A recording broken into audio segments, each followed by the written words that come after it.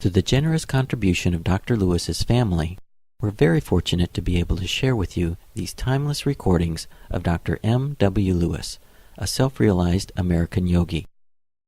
Dr. Lewis was Paramahansa Yogananda's first American disciple and dearest personal friend. The wisdom Dr. Lewis imparts through these teachings will give you a dynamic and practical insight into the ancient science of yoga as taught by Paramahansa Yogananda. This lecture's title is Happiness versus Joy Eternal and was delivered in San Diego, California on February 8, 1959. So the subject this morning, remember, the religion is not a funeral procession. We must feel good, otherwise I can't get started unless we feel good. The Master used to say that. Sri Chesterji said that very thing.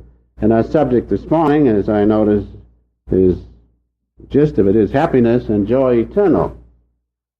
And we must realize and understand the difference between ordinary happiness and joy eternal. Ordinary happiness comes from the fulfillment of the senses, taste, touch, smell, the five senses which you know, and the consummation takes place in the mind. That is, these impressions and stimulation come through the nervous system, but the fulfillment is in the mind. That's ordinary happiness. That's external happiness, so to speak. These constitute outer pleasures. Now, joy eternal comes through what?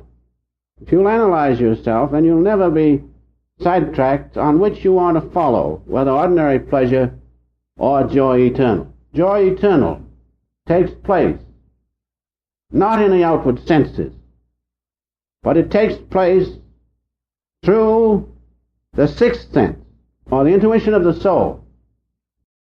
And it is consummated where? Not in the mind, but in the soul. Now if you'll remember that simple thing, whenever you are enjoying things, analyze where it comes from. As we see those flowers, we enjoy them through the sense of sight. The nerves carry that impression to the mind. It's consummated in the mind. But if you will not stop there, but allow that to go through the intuition of your soul and feel the consummation of it as a blessing from God or His great love expressing through the flowers, then it becomes joy eternal instead of ordinary happiness. We must realize that, and one point comes to my mind. God does not want us not to enjoy things, but He wants us not to forget Him, that's all.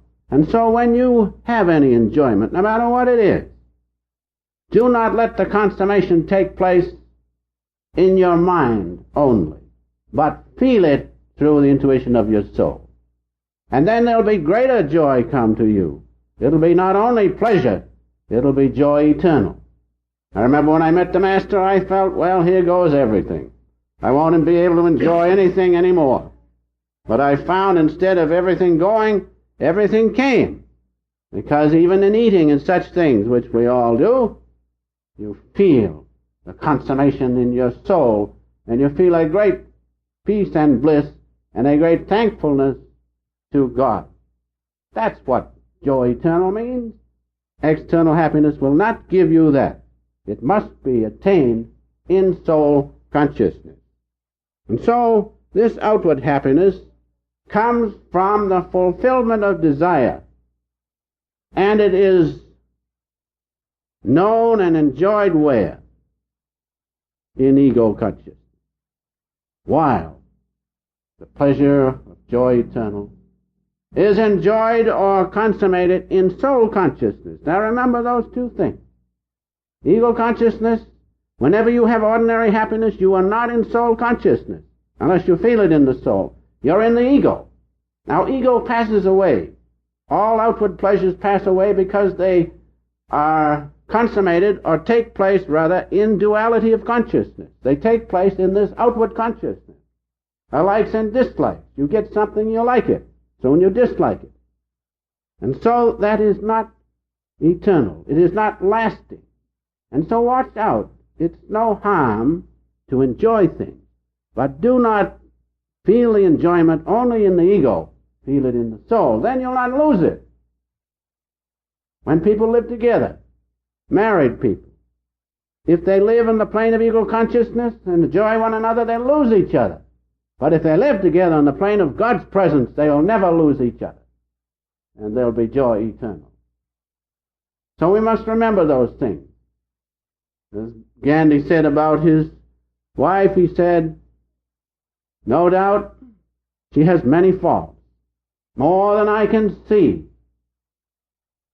But he says there's an indissoluble bond between us. Isn't that wonderful? And what is that bond? That's joy eternal in the presence of God, consummated in the soul.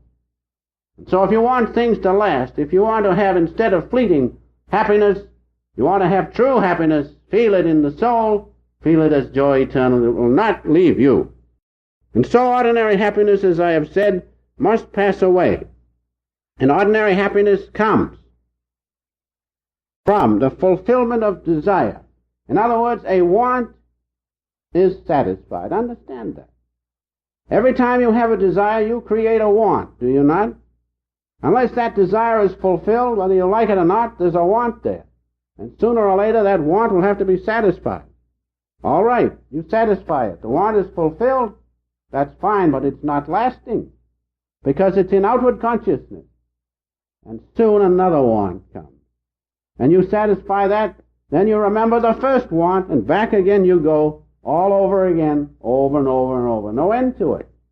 This is right. Desire is the thing we must understand, and desire is the seat of ordinary happiness, because the fulfillment of the want takes place in ego consciousness. Now the Bhagavad Gita says most wonderfully about desire. And I know if I read these few words, it will explain it much better than I can in my way.